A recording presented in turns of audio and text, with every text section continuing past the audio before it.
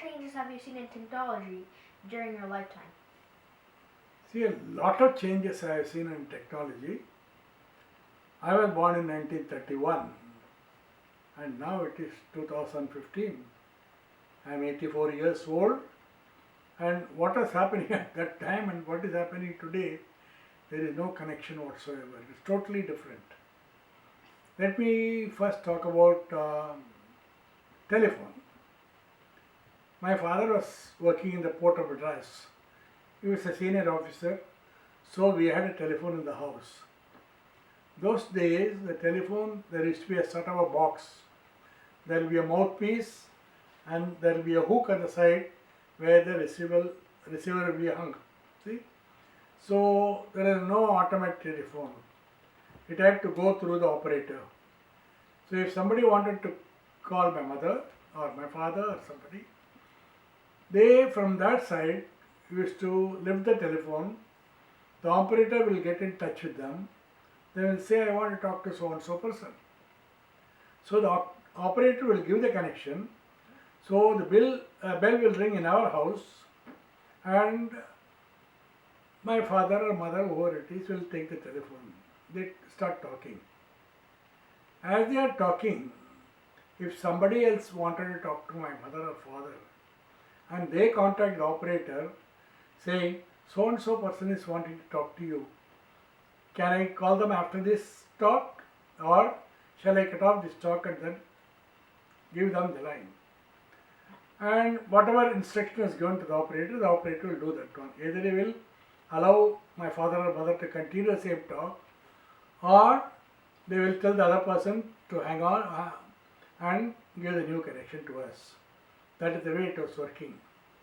And it was quite inconvenient. It used to be a sort of box on the wall, and person who wanted to talk would have to sit on a stool or something like that and talk, and then put the receiver back afterwards. This sort of a telephone with automatic connection came much later. Say in the early 40s it came.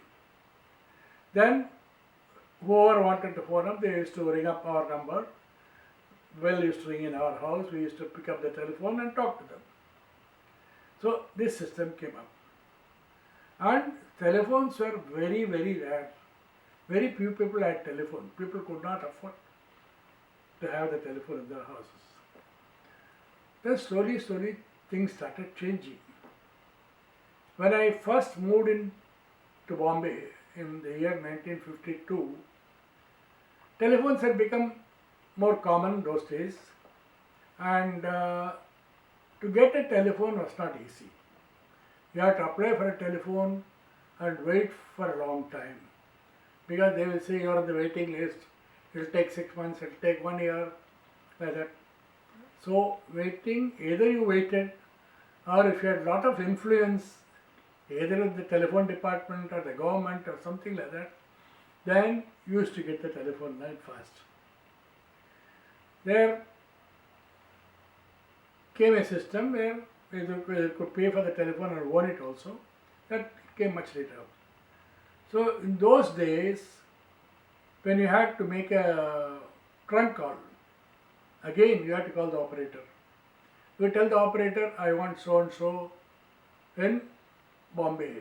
Somebody phoning up from Madras will say, I want so and so in Bombay. This is the number. So they will say, okay, put your telephone down. As soon as the other person is available, we will call you. So you wait for some time. After 15-20 minutes or even half an hour, the bell will ring. Then the other person will come on the line. You can talk to them. That is the way it was working. And as I told you, it was not easy to get telephone. When I first shifted to Bombay, I didn't have a telephone. And it was not easy to get a telephone. So when I wanted to make a trunk call, phone call, you could go to some of these shops. They used to have these phones. You pay the fellow some money or drop the coin in the box and then make a local phone call. That's okay. But if you wanted to make a trunk call, then I had to go all the way to the Dadar post office. I will go there. There used to be a counter there. I will tell the person, I want I want to talk to so and so person in the city of Madras. The number is so and so. That fellow will note it down and then tell you, go and wait. As soon as your call matures, I will call you. Okay? So we had to wait for about 15-20 minutes. Then suddenly that fellow will say, Mr. Subramaniam, your call is on. So I had to go and take the phone and talk to the person concerned. Once the call was over, I used to put the phone down, then go back to that fellow, ask him, how much do I pay? He will tell me so much so. And then I pay the money and come away.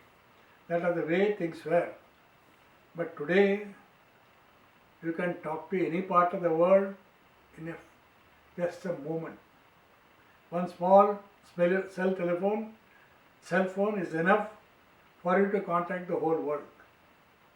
And you can contact anybody anywhere in any part of the world. It so happened that the day of my 80th birthday, myself and your daddy, we are going to the Livermore temple in a car. We wanted, because of the birthday, we wanted to go and pray in the temple. We went there, and as we were coming back, it was quite hot. It was because of the month of September, it was quite hot. So we had put the windows on, the AC was on. Suddenly, Narayan Mama wanted to phone me up. He was talking to me from Dallas. His daughter was talking to me from Wisconsin, and his wife was talking from China. So they had arranged for a conference call, the three of them talking to me who is moving in a car which is running at about 60 miles per hour. So when you look at these things, you wonder how much technology has advanced the world. And more things are coming up now. And many things that we never even dreamed of before are coming up now. You see people working on the computer. You see even children playing on the iPad, trying to get a lot of information, trying to play games, trying to do so many other things on the iPad. Computer has become such a big thing that you pass on messages to anybody and everybody that you are in touch with. So when I see all these advances, I really wonder what will be the future. Again, another topic I would like to tell you about is about aeroplanes. At the time of the Second World War, that is 1940, 39-40, we used to stay in a place known as Rayapuram in Madras. My father's quarters was there, we used to stay there. Once in a way we used to see one plane, ordinary looking plane flying, then we used to be wonderstruck, we would be gazing at the aeroplane. Slowly, the aeroplane industry has developed so much. The first time I travelled by plane was somewhere in 1950.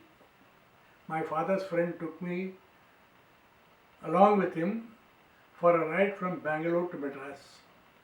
In those days it used to take 1 hour.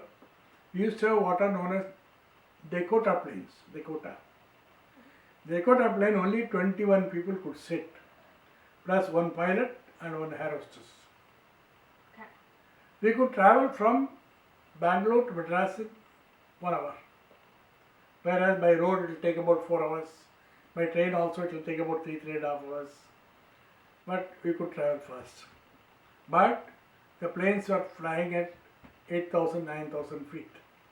And whenever there were air packets, the plane used to go up and down, and then you feel like vomiting in the plane. They used to give a bag in which you could vomit if you felt like vomiting. Many people are okay, but there are a few people who used to get nausea and then used to vomit also.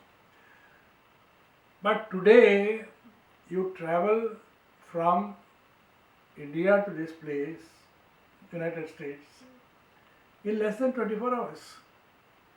Even after stopping in between for about 2-3 hours some place or other, either in Europe or Middle East or any place, you are in from India to this one, you are there in about less than 24 hours. Yeah. the speed at which it's traveling, at the height at which the planes are traveling, they are traveling at 23,000, 24,000 feet high. There is not so much of bumping and things like that. Flight is steady. You don't feel like vomiting. All those problems are not there now. You travel fast, you travel more comfortably, and a big crowd is there in the plane. About 300, 350 people also travel by the plane. So when you look at these things, you wonder what it will be after another 50 years or 40 years. How much advance will take place? How people could travel so fast? By the way, I'm just thinking of one incident. The first time I took up a job, I used to work for a tire company in India, known as the Five-Star Tire Company. So one day I got to my manager's house. He was an American. He and his wife and 2 children, they were there in the house. I was talking to them for some time. Then his wife said, "My God, coming all the way from America here, it was so difficult. They had to take a boat from New York." And she said, "I never traveled by a big ship before. That was my first experience. They traveled from New York to London, then changed boats there, and then London to Bombay via the Suez Canal. It took them almost a week to come to Bombay. And today, less than one day, you are traveling, covering the distance." So when I think about all these things, I wonder what will be the future. What more advances we will see. How things will be. Maybe I may not be there to see it, but you people are going to see much, much more than what I have seen.